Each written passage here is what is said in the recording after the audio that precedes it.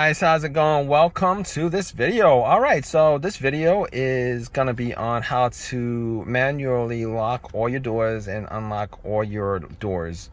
And I know I'm probably gonna get some comments about, hey, listen, isn't this just obvious, or isn't this anti-intuitive, or that's a coffee stain.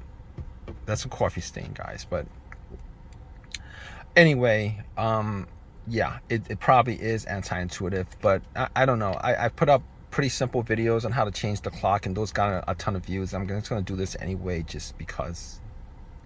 So just because, if you guys don't know how to lock and unlock the all your doors on a 2010 Prius, 2010 and 2015 Prius, this is the button right here. Okay, it locks, it unlocks all your doors.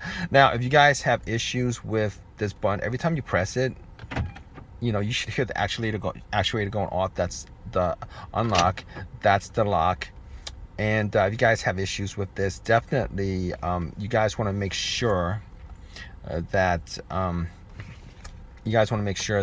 this this board, all right, you got to take this cover off, and the board essentially covers this whole entire switchboard right here.